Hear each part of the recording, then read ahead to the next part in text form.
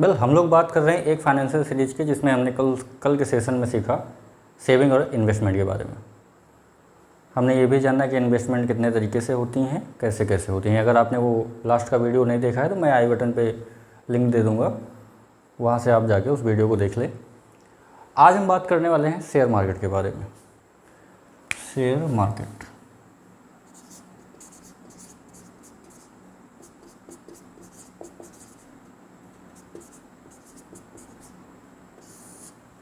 Share market या stock market कुछ भी बोल दीजिए, दोनों चीज़ सेम है तो कंफ्यूज मत होइएगा।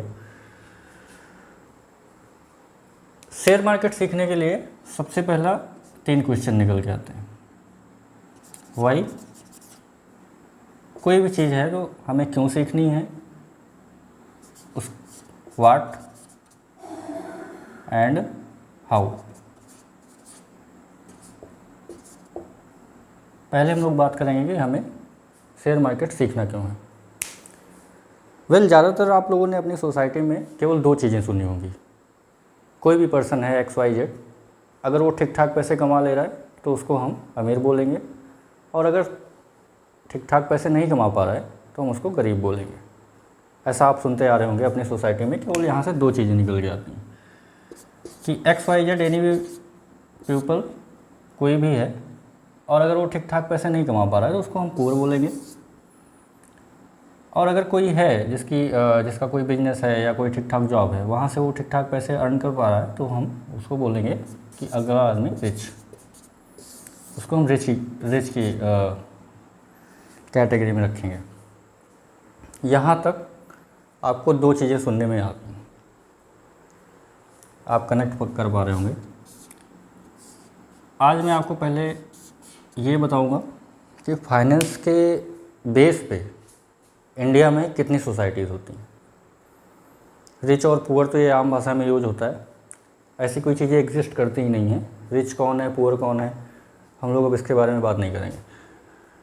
हमारे इंडिया में सॉरी, फाइनेंस के बेस पे कितनी सोसाइटी हैं, उस हिसाब से किस सोसाइटी की क्या अर्निंग है, हम पहले ये जानेंगे, जहाँ से हमारा क्लियर होगा कि हमें वो शेयर मार्केट सीखना क्यों है। चलिए बात करते हैं। टैक्स के बारे में आपने सुना होगा, वैसे तो हम आज टैक्स के बारे में नहीं बात करने वाले हैं, फिर भी आपको समझाने के लिए थोड़ा बहुत हम समझेंगे कि किस फाइनेंशियल स्टेज पे कितने टैक्स का हमें पे करना पड़ता है। आपके लिए नया होगा, बहुत से लोग जानते भी होंगे, लेकिन हम थोड़े से बात करेंगे जिससे आप चीज़ों को बेसिक से समझ पाओ। तो हमारे हिसाब से इंडिया में कितनी कैटेगरी होती हैं। इंडिया में चलिए देखते हैं, यहाँ से बात करते हैं। Number 1,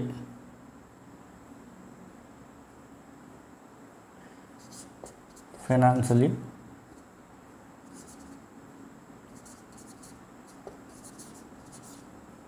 unstable.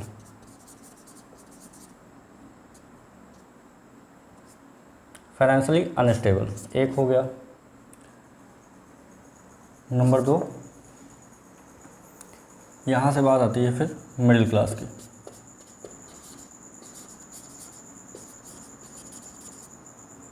मिडिल क्लास 3 तरीके के होते हैं। Lower middle class, upper middle class. ठीक। नंबर 3, यहाँ आएंगे रिच।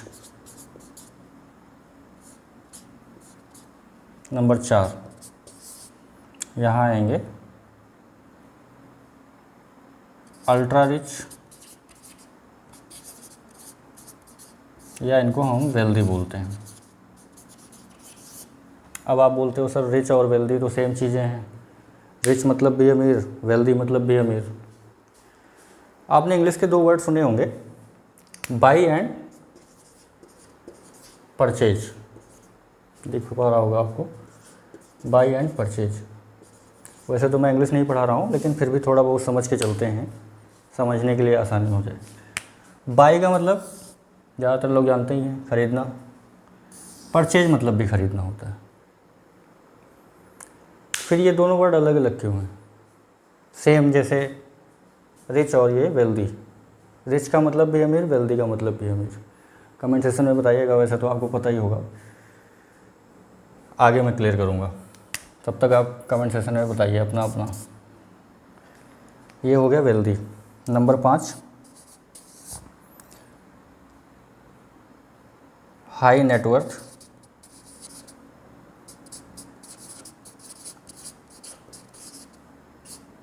इंडिविजुअल।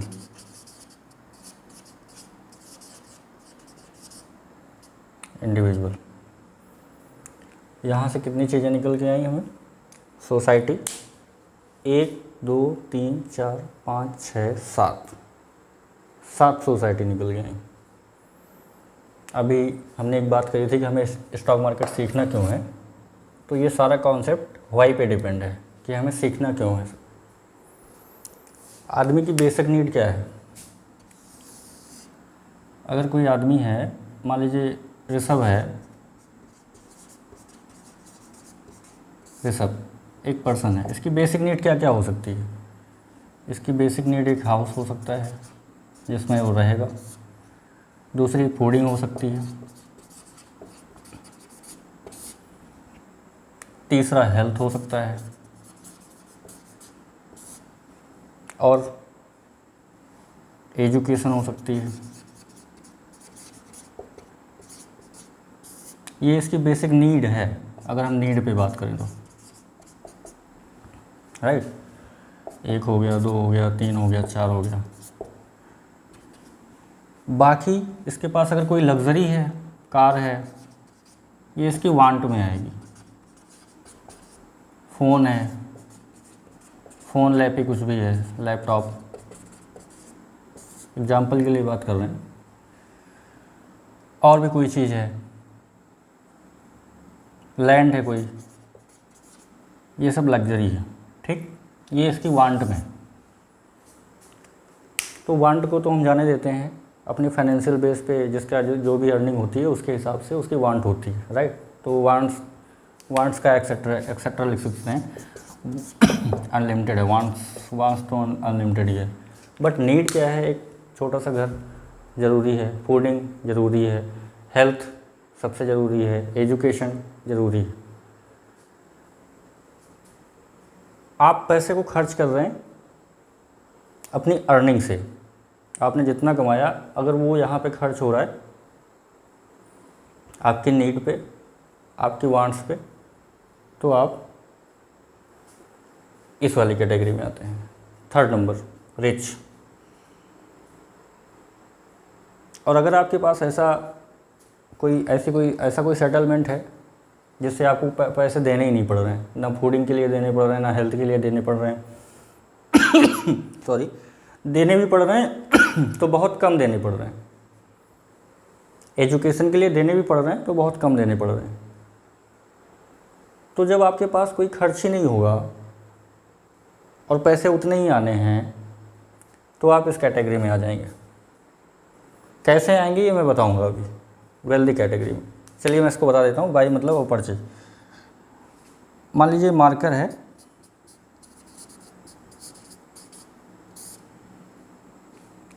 तो मार्कर अगर ख़रीदना हुआ तो नॉर्मली हम ये बात नहीं करेंगे कि हमने मार्कर परचेज़ किया है। इसकी वैल्यू जो है उस लेवल की नहीं है जिस लेवल पे हम परचेज़ को लगाएंगे। बट अगर हम बात करें कि हमने एक यॉट ली है, यॉट आप समझ पा रहे होंगे, बोट होती है, नाव, समंदर वगैरह में हम लोग मोटर वाली, वो आपने देखा होगा मूवीज़ वगैरह में, यॉट। चलिए यॉट छोड़िए, किसी के पास पर्सनल अपना जेट है, जेट एयरप्लेन है मान लीजिए, पर्सनल। आपने इसके, अगर कोई ख़रीद रहा है इसको, तो आपने इसके साथ कभी ये नहीं देखा होगा कि बाय द एयरप्लेन, यहाँ पे परचेज लगेगा।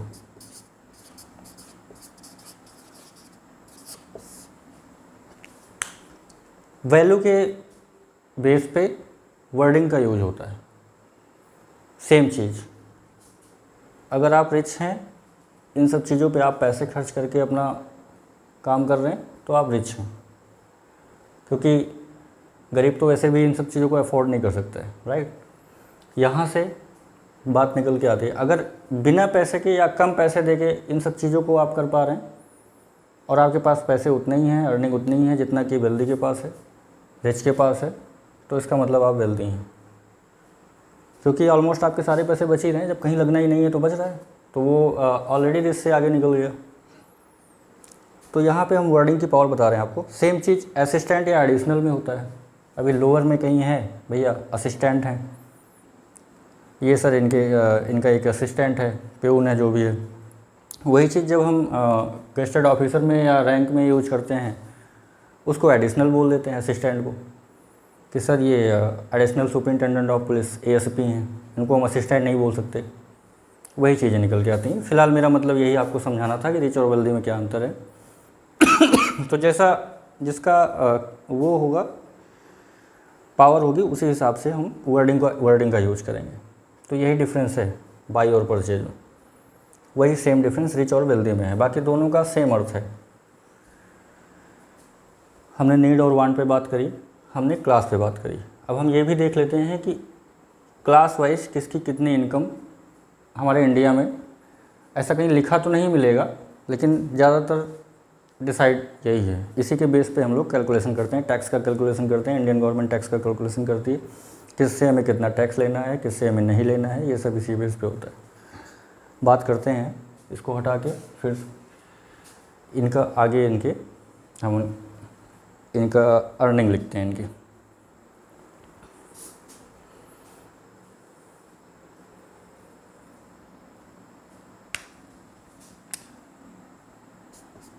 इंडिया में अगर आप टैक्स परसेंटेज में काउंट करें तो कितनी इनकम पे कितना टैक्स देना होता है, थोड़ा सा जानेंगे। हम टैक्स के बारे में बिल्कुल बात नहीं करेंगे, उसके लिए हम सेपरेट वीडियो में किसी दिन बात करेंगे। आज हम केवल आपको बेसिकली थोड़ा सा समझाने के लिए टैक्स का थोड़ा सा मेंशन कर रहे हैं, बाकी ज़्यादा कुछ इसमें खास नहीं है। मेन बात हम करेंगे कितने फाइनेंशियल बेस पे कौन सी सोसाइटी आती है। फाइनेंशियली स्टेबल के बाद हम अनस्टेबल, इनको हम फाइनेंशियली स्टेबल बोलते हैं, फाइनेंशियली स्टेबल।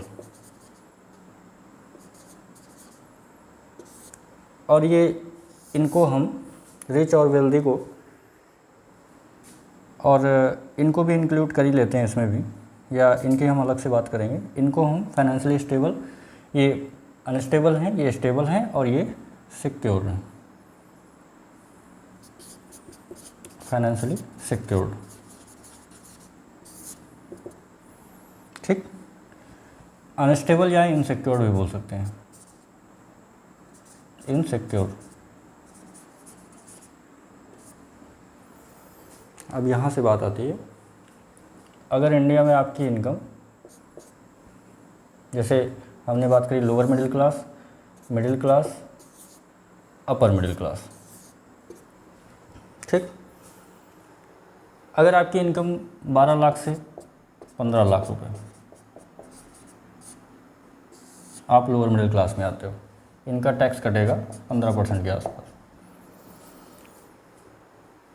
अगर आप 15 लाख से 25 लाख आते हो,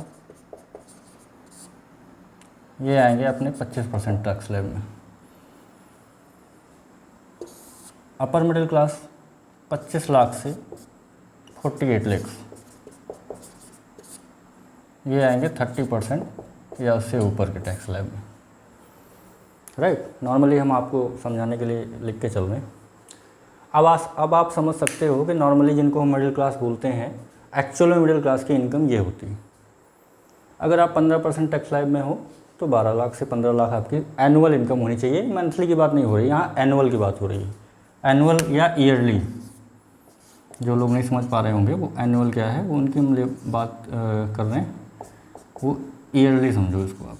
मतलब एक साल में अगर आप इतनी इनकम जनरेट कर पा रहे हो तो आप इस इनकम के हिसाब से किस क्लास में हो। मिडिल क्लास में 3 क्लास होती हैं, lower middle class, upper middle class, right. Lower middle class में 12 से 15 लाख के हिसाब से आप 15% टैक्स पे कर रहे हो, तो आप लोअर मिडिल क्लास हैं। आज के सिनेरियो के हिसाब से, आज के फाइनेंशियल बेस के हिसाब से बात कर रहे हैं हम। मिडिल क्लास 15 से 25 lakh, 25% annual. Upper middle class ये एक बेस है, यहीं से हम लोग अपना बेस बनाते हैं कि किस हिसाब से हमें फाइनेंशियली सोसाइटी को डिस्क्राइब करना है। रिच की अगर हम बात करें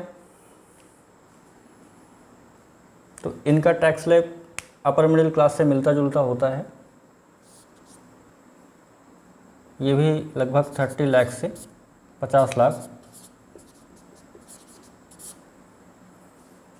नहीं सॉरी 50 लाख नहीं, 48 तो यही पहुंच गए थे। इनका क्या है 50 लाख से 1 CR इनका कॉर्पस, ये लाख नहीं CR, करोड़, 1 करोड़। ये हो गए रिच। अब जो आप बचपन से रिच रिच सुनते आ रहे हैं, फाइनेंशियली बेस के हिसाब से अगर हम बात करें, एक्चुअल में रिच है जिसकी नेटवर्थ 50 लाख से 1 करोड़ के बीच में है। एनुअल इनकम के बेस की बात कर रहे हैं हम, उस हिसाब से। अब आप सोचते होंगे कि वेल्दी या अल्ट्रा रिच तो इनसे भी ज़्यादा होते होंगे, ऐसा नहीं है। मैंने आपको वहाँ पे नीड और वांट के लिए बताया था। ये जो सेक्शन है अल्ट्रा रिच और वेल्दी वाला, इनकी सैलरी या इनका जो भी है, ये लोअर मिडिल क्लास वाले भी हो सकते हैं, ये मिडिल क्लास वाले भी हो सकते हैं, ये अपर मिडिल क्लास वाले भी हो सकते हैं, या ये रिच हो सकते हैं, या ये HNI भी हो सकते हैं। HNI मतलब हाई नेटवर्थ इंडिविजुअल। मतलब ये एक ऐसी सोसाइटी है रिच वेल्दी जो फाइनेंशियली नॉलेज इनके पास ठीक ठाक होती है फाइनेंस की।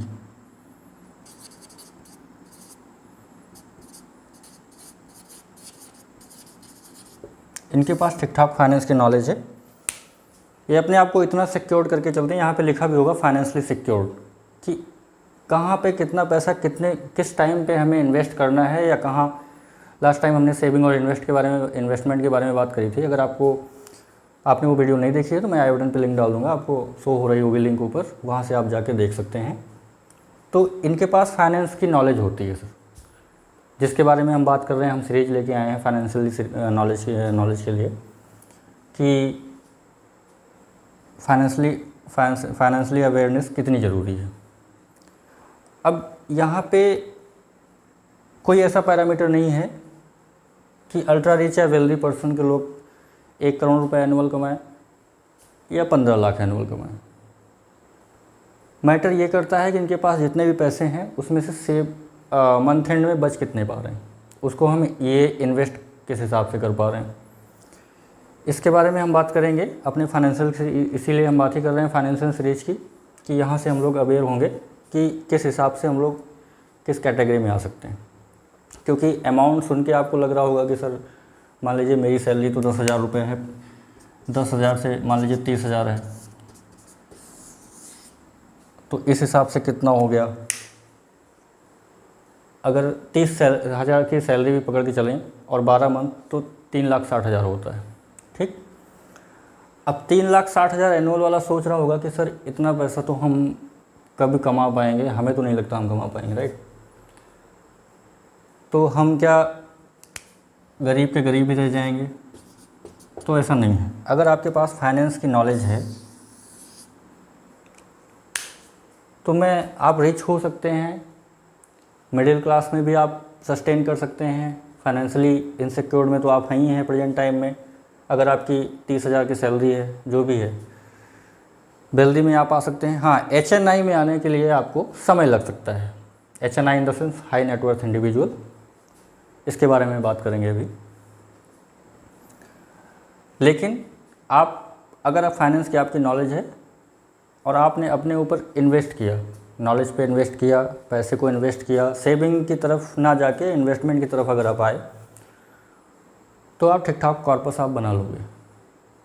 लेकिन उसके लिए आपको डिसिप्लिन मेंटेन करना पड़ेगा और फाइनेंस की नॉलेज लेनी पड़ेगी। चलिए बात करते हैं इसके आगे। इसके बाद आपने देखा होगा कि टैक्स लग रहा था यहाँ पे 15%, 25%, 30%। जब बात आती है रिच की, तो यहाँ पे परसेंट में टैक्स नहीं लगता है, फिर यहाँ टैक्स ऑडिट होता है। गवर्नमेंट की तरफ से 2-3-4 पर्सन अपॉइंट होंगे, फिर वो आपकी ऑडिट, कुछ लोग जानते होंगे कुछ लोग नहीं जानते होंगे। वो पर्सन क्या करते हैं, वो आपका पूरा साल का लेखा जोखा जो भी होता है वो ऑडिट करते हैं। ऑडिट इन द सेंस कि वो आपका पूरा बैठ के इंडिविजुअली चेक करेंगे कि कितने आपके एक्सपेंसेस हैं, कितनी आपकी इनकम है। सेम चीज़ वेल्दी में हो गया। अगर वेल्दी इस कैटेगरी में है तो ऑडिट की ज़रूरत ही नहीं है। अगर इस कैटेगरी में आता है तो ऑडिट इसकी भी होगी, इसकी भी ऑडिट होगी।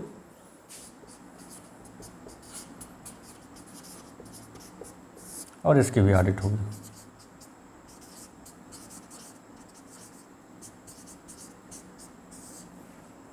तो आपके लिए ये शब्द नए होंगे, कुछ ही परसेंट के लोग जानते होंगे, बाकी आप ज़्यादातर मोस्ट ऑफ द पीपल के लिए ये सब नया ही होगा। खैर, हमारा काम सिखाना है, आपका काम सीखना है, आप सीखते रहो। ऐसे तो अभी ये सब बेस है, समझ लीजिए। आप हायर लेवल से अगर हम 1 से 100 तक की बात करें तो आप 1 नंबर पे हैं अभी तो आपको बहुत कुछ सीखना है।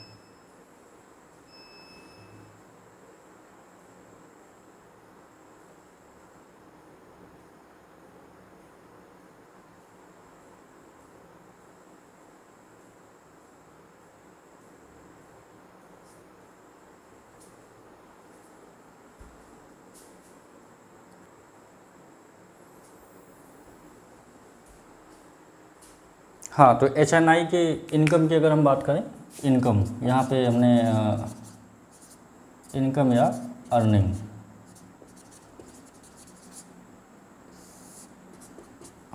ठीक। अभी हमारा एक पॉइंट छूटा है, पहला नंबर, इसके बारे में भी हम इंडिविजुअली बात करेंगे। और ये हमारा HNI। अगर आपके पास 5 CR से इसके बाद तो फिर कोई लिमिट ही नहीं है, आपके पास कितना भी पैसा हो सकता है हाई नेटवर्थ इंडिविजुअल में। लेकिन स्टार्टिंग आप 5 CR का कॉर्पस अगर आपका है इंडिविजुअल, तो आप हाई नेटवर्थ इंडिविजुअल में आ जाते हैं, आपका टैक्स ऑडिट होगा। ये सेम चीज़ यहाँ तक हमने समझा दी आपको। अब हमने एक बात करी थी स्टार्टिंग में कि शेयर मार्केट ज़रूरी क्यों है। आप ये समझो सर, आपकी सैलरी 30,000 रुपये है, राइट। आपको इस कैटेगरी में आना है। अभी तो आप 1 नंबर कैटेगरी में हो, फाइनेंशियली अनस्टेबल या इनसिक्योर। मतलब इमरजेंसी में अगर आपको हेल्थ की ज़रूरत पड़ जाए तो विदाउट लोन काम नहीं चल पाएगा, क्योंकि आपके पास या तो ना तो कोई एसेट है ऐसा कुछ, ना तो आपकी सैलरी इतनी हाई पेइंग की है। इसीलिए हम इससे इनसिक्योर बोलते हैं कि अगर आपका हेल्थ इशू हो गया, ऐसा कोई है घर में जो मेन वर्किंग में है और भगवान न करे उसको कुछ हो गया, तो ज़्यादातर केस में फैमिली रोड पे आ जाती है। इसीलिए इनको इनसिक्योर बोलते हैं। इनकी एनुअल इनकम अगर हम 12 लाख 15 लाख से लोअर मिडिल क्लास स्टार्ट है, तो आप समझ सकते हो कि 12 लाख से नीचे जितने भी लोग हैं, इसमें भी 2 कैटेगरी है, अभी हम बात करेंगे। 12 लाख से नीचे वाली 2 कैटेगरी है, बात करेंगे। ये सिनेरियो हो गया नंबर 2, 3, 4, 5 का आपने समझा होगा। तो अगर आपको 1 नंबर से 2 नंबर में तो कौन ही आना चाहेगा, मिडिल क्लास से तो वैसे भी ऊपर ही आना है, क्योंकि मिडिल क्लास को भी हम बहुत ज़्यादा स्टेबल बोल सकते हैं, सिक्योर नहीं बोल सकते हैं। हाँ, अगर आपके पास फाइनेंस की नॉलेज नहीं है, तो फाइनेंस की नॉलेज अगर हो गई तो फिर तो आपको कुछ बताना ही नहीं है, इसीलिए हम यहाँ पे हैं सिखाने के लिए। तो अगर आपको यहाँ से इधर आना है तो आपको पहली बात तो फाइनेंस की नॉलेज की ज़रूरत पड़ेगी, जहाँ से आप सीख पाओगे कि हम यहाँ से यहाँ कैसे आ सकते हैं। फिर यहाँ से 2 रास्ते निकल के आते हैं कि अगर आप नंबर 1 की कैटेगरी में हैं तो या तो आप सेविंग कर सकते हैं या तो आप इन्वेस्टमेंट कर सकते हैं। और सेविंग और इन्वेस्टमेंट मैं आपको समझा ही चुका हूँ कि सेविंग से हम इन्फ्लेशन को भी बीट नहीं कर पाएंगे, तो सेविंग से तो हम यहाँ से यहाँ आने से रहे, हम इन्वेस्टमेंट से ही आ सकते हैं। और अगर आपको याद हो तो हमने इन्वेस्टमेंट के लिए भी बात करी थी कि इन्वेस्टमेंट कई तरीके की होती हैं। रियल इस्टेट भी एक इन्वेस्टमेंट है, लेकिन शायद आप वहाँ पे इन्वेस्ट नहीं कर पाएंगे, क्योंकि 30,000 सैलरी में आपकी नीड इतनी है कि आप इन्वेस्टमेंट की तरफ जा ही नहीं पाओगे सर। और रियल इस्टेट में 20 लाख 25 लाख स्टार्टिंग प्राइस है, इससे नीचे वहाँ इन्वेस्ट होता ही नहीं है। उसके बाद नंबर 2 पे म्यूचुअल फंड, शेयर मार्केट।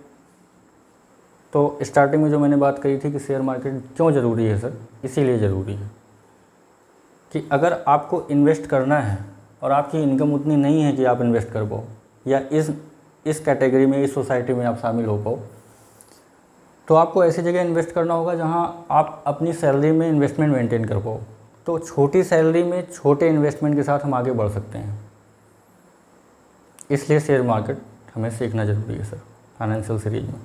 क्योंकि शेयर मार्केट ऐसा एक प्लेस है जिसमें पैसा बहुत है, इसकी पोटेंशियल भी बहुत है पैसा देने की, और सबसे ख़ास बात ये है कि पैसा इसमें लगता बहुत कम है इन्वेस्टमेंट में।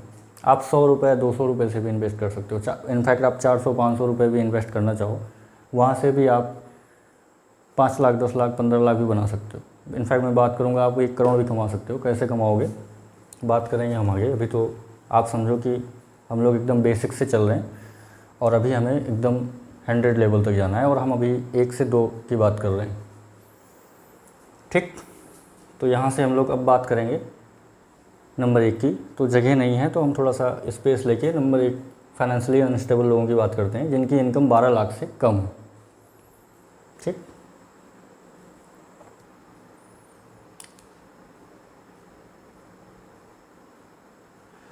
हम बात करते हैं फाइनेंशियली अनस्टेबल इनसिक्योर पीपल की। यहाँ से 2 कैटेगरी निकल के आती है अर्निंग के बेस पे। 2 कैटेगरी निकल जाती है। एक तो होती है 1 से 5 लाख, और दूसरी होती है 5 से 12 लाख।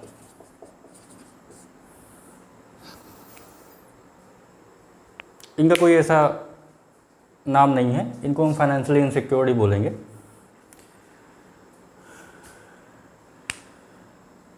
ये हो गए below the poverty line.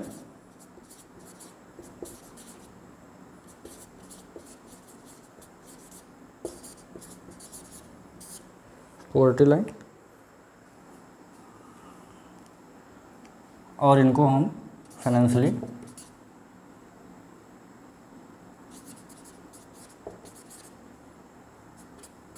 Insecured.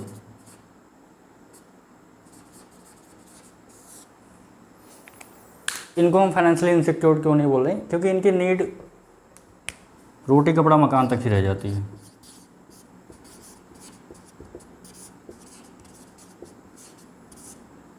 ये अपनी पूरी लाइफ केवल, अगर फाइनेंस की नॉलेज नहीं है तो यही फाइट करते रहते हैं। खाना, पहनना, रहना, इन 3 चीज़ों में फ़ाइट करते करते इनका काम हो जाता है, अगर फाइनेंस की नॉलेज नहीं है तो। और ये फाइनेंशियली इनसिक्योर्ड हैं। इनके यहाँ अगर कोई एक ऐसा पर्सन है जो वर्किंग में है, अगर उसको भगवान न करे कुछ हो गया तो ये सीधे रोड पे आएंगे, ठीक। ऐसा मेरा कोई इंटेंशन नहीं है कि आपको बुरा लगे, मैं तो केवल फाइनेंस के बेस पे जो भी बोल रहा हूँ एक अपना आधार बना के चल रहा हूँ कि इसी हिसाब से कि मैं आपको बेसिक से समझा पाऊँ।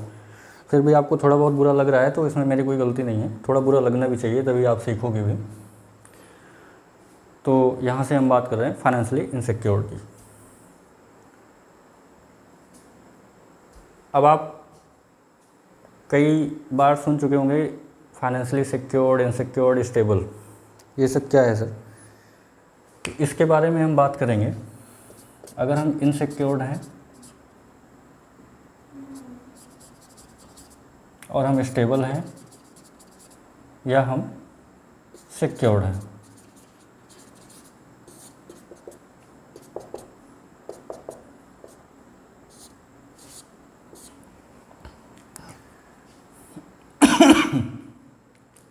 इनसिक्योर्ड में मेडिकल इमरजेंसी,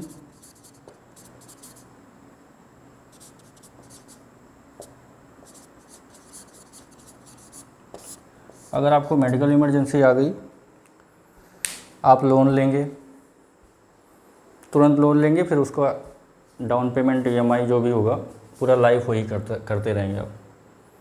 और ये ज़रूरी नहीं मेडिकल लोन के लिए, इनका हर काम जो है उस पे होता है, लोन पे जो भी है, EMI भरेंगे, लोन लेंगे, काम करेंगे। एजुकेशन भी हो गई, आपको महंगी एजुकेशन नहीं मिल पाएगी, राइट, ठीक। स्टेबल में है, चीज़ें सेम हैं, ये भी, बट ये इनके पास इतना पैसा होता है कि ये चीज़ें अपनी मैनेज कर सकते हैं। रिच कैटेगरी में आते हैं, इनको हाई एजुकेशन की ज़रूरत है, अब्रॉड जाना है, चले जाएंगे, पैसा है इनके पास। मेडिकल इमरजेंसी है, ये इतने कैपेबल हैं कि पैसा देके अपने आप को ठीक कर सकते हैं, इसलिए इनको हम स्टेबल बोल सकते हैं, बट सिक्योर्ड नहीं बोलते हैं। सिक्योर्ड इसलिए नहीं बोलेंगे कि कभी कभी मेडिकल इमरजेंसी आ गई, आपको 1 करोड़ का इंजेक्शन लगना है, नहीं है पैसे, इसलिए हम सिक्योर्ड नहीं बोल सकते हैं। हाँ, स्टेबल बोलेंगे क्योंकि कहीं ना कहीं से मैनेज कर लेंगे और उसको चुका भी देंगे आगे चल के। स्टेबल में आ गए। सिक्योर्ड में पर्सन आ गए जो सेम चीज़ें उनके साथ भी हैं। ये तो मैंने केवल 2 एग्जांपल लिए, ऐसी बहुत सी चीज़ें हैं, मैं आपको एक एक करके बताऊंगा तो समय भी जाएगा और समझने के लिए इतना काफ़ी है। सिक्योर्ड पर्सन वो हैं जिनके पास पैसा है, they have money but they don't required money. कैसे? मेडिकल इमरजेंसी के लिए हेल्थ प्लान ले रखा है, एक छोटे से प्रीमियम को मंथली पे कर रहे हैं, और जब भी ज़रूरत हुई कंपनी ने इनका पूरा एक्सपेंस देख लिया। इनको एक पैसे अपने जेब से नहीं लगाने, इनकी जितनी भी अर्निंग है इनके पास बची हुई है, ठीक। एजुकेशन है, अगर इनके पास फाइनेंस की नॉलेज है तो एजुकेशन ये अपने उसी हिसाब से करेंगे, उसके लिए इन्वेस्टमेंट इन्होंने किया होगा, उसके पास इनका इतना कॉर्पस होगा कि इनको एजुकेशन के लिए देखना नहीं है। मतलब ऐसी कोई भी चीज़ नहीं है, ऐसे 7-8 पॉइंट मैं आपको बता सकता हूँ, और इस पॉइंट में मैं आपको दिन भर बोल सकता हूँ, कितना भी बताऊँ कम ही रहेगा। तो समझने के लिए 1-2 पॉइंट बहुत है। तो सिक्योर्ड पर्सन के लिए पैसा तो इनके पास होता है, लेकिन इनको पैसे को खर्च करने की रिक्वायरमेंट नहीं होती, क्योंकि या तो इन्वेस्टमेंट से या तो हेल्थ प्लान, टर्म प्लान। अभी बाई चांस कल को इनको कुछ हो गया, अगर कोई एक सिंगल पर्सन है घर में कमाने वाला, इनको कुछ हो गया, इन्होंने टर्म प्लान ले रखा है। इंश्योरेंस का वीडियो कोई सेपरेट वीडियो लेके आऊँगा तो मैं बताऊँगा, health insurance, term insurance, endowment, और आपका क्या हो गया यूलिप, इन सब के बारे में मैं बताऊँगा। अभी के लिए आप इतना समझ के चलो, कल को इनको कुछ हो गया तो इनके पीछे भी टर्म प्लान इनको है, तो कंपनी मान लीजिए इनको ठीक ठाक अमाउंट इनकी फैमिली को पे कर देगी। यहाँ से भी ये सिक्योर्ड हैं, इसीलिए इनको हम सिक्योर्ड बोलते हैं। तो ये 3 पॉइंट थे, 3 पॉइंट को मैंने आपको समझा दिया, क्योंकि ये बहुत बार यूज़ हो रहे थे कि सिक्योर, इनसिक्योर्ड और स्टेबल, ये सब क्या है। तो यहाँ से आप अभी थोड़ा सा समझ के चलो, इनके बारे में भी हम आगे बात करेंगे ठीक ठाक। अर्निंग के मामले में अब आप ये समझ के चलो सर कि आप इस कैटेगरी में हो। ज़्यादातर मोस्ट ऑफ द पीपल, बात करूँ मैं, 55% लोग इसी कैटेगरी में हैं इंडिया में।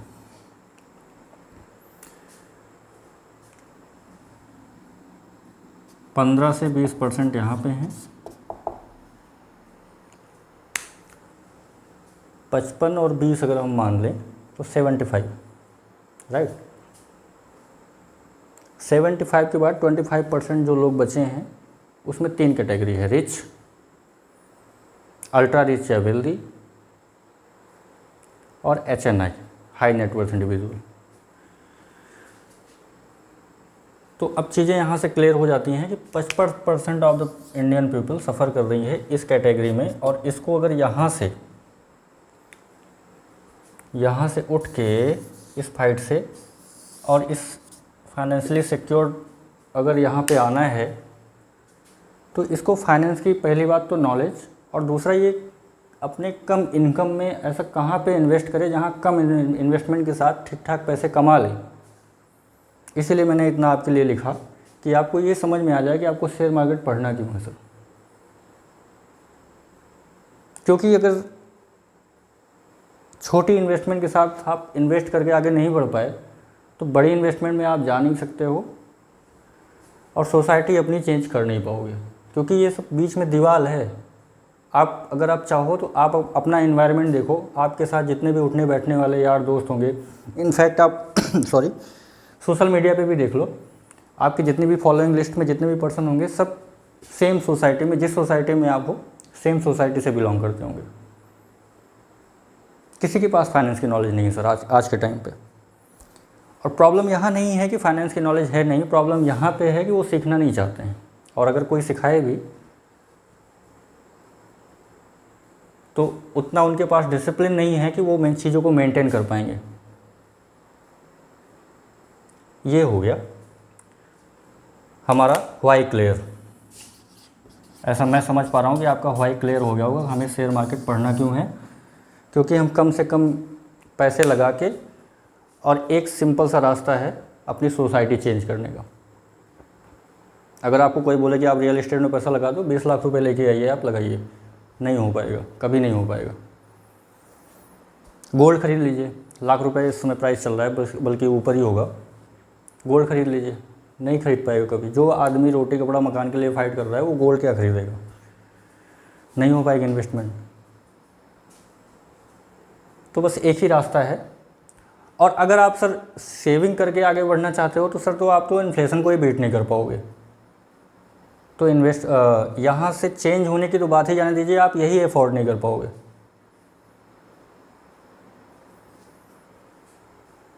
अगर आप सोच रहे हो कि हम सेविंग करके चीज़ों को ठीक कर लेंगे तो आप यही 3 चीज़ें अफोर्ड नहीं कर पाओगे, क्योंकि 6-7% से आपका इन्फ्लेशन बढ़ रहा है। सेविंग में कौन सा बैंक आपको 10% के इंटरेस्ट रेट पे कर रहा है आपके इनकम पे, और आपकी सेविंग ही कितनी होगी। एक ही रास्ता है सर, इन्वेस्टमेंट, और इन्वेस्टमेंट में मार्केट, जहाँ से आप कम पैसे में बड़े आदमी बन सकते हैं। और यहाँ से मैं समझ पा रहा हूँ कि आपको बड़ा आदमी, कौन बड़ा आदमी आप समझ रहे होंगे, पैसे से बड़ा आदमी या फाइनेंशियली एजुकेशन से बड़ा आदमी बनना है आपको। जिसके पास फाइनेंशियली अवेयरनेस है उसके लिए पैसा मैटर नहीं करता है सर, वो किसी भी रेंज में होगा वो अपने आप को फाइनेंशियली सिक्योर कर लेगा। यहाँ से ज़रूरत होती है हमें फाइनेंस सीखने की, क्योंकि आदमी अपने माइंडसेट से गरीब होता है, पैसे से कोई गरीब नहीं है आज के टाइम पे। पैसा तो सब कमा ही रहे हैं कहीं ना कहीं से, लेकिन आपका माइंडसेट क्या है, आपकी सोसाइटी क्या है, आपका एनवायरनमेंट क्या है, इस पर टोटली डिपेंड करता है कि आप किस एनवायरनमेंट से आ रहे हो और किस सोसाइटी में रहने वाले हो आगे। सॉरी, अगर आपको अपना सोसाइटी चेंज करना है तो फाइनेंशियली एजुकेशन ऐसा है जिसके थ्रू आप इन्वेस्टमेंट में जाइए। इन्वेस्टमेंट के थ्रू आप कौन सा इन्वेस्टमेंट आपके लिए ठीक है वो भी आप देखिए, और वहाँ से आप अपनी सोसाइटी को चेंज कर सकते हैं। ठीक, अब इसके आगे हम बात करेंगे, हमारा व्हाई क्लियर हुआ। अब हम बात करेंगे what is the share market. Stock market भी सेम चीज़ है, कंफ्यूज नहीं होना है इसके लिए। शेयर मार्केट और स्टॉक मार्केट सेम चीज़ है। तो अब हमारा व्हाई क्लियर हो गया। अब हम 2 चीज़ बची है, क्या है और कैसे करेंगे। आज के लिए वीडियो लंबी हो रही तो इतना ही सॉरी। नेक्स्ट सेशन में हम बात करेंगे कि शेयर मार्केट क्या है, फिर उसके नेक्स्ट सेशन में हम बात करेंगे कि हम कैसे करेंगे। शेयर मार्केट एक बड़ा टॉपिक है तो लंबा चलेगा। आप अगर सोच रहे हो कि 1-2 क्लास 3 क्लास में ख़त्म हो जाएगा तो ऐसा नहीं है। इसके लिए 50-60 सेशन, इनफैक्ट आप कितना भी पढ़ें शेयर मार्केट कम ही है। फिर भी बेसिक नॉलेज के लिए हम आपको इतना कैपेबल बनाएंगे कि आप चीज़ों को समझ पाएँ और वहाँ से आप अपनी इनकम को बढ़ा पाएँ और अपने सोसाइटी को चेंज कर पाएँ। तो आज के लिए इतना ही। You go self made. धन्यवाद।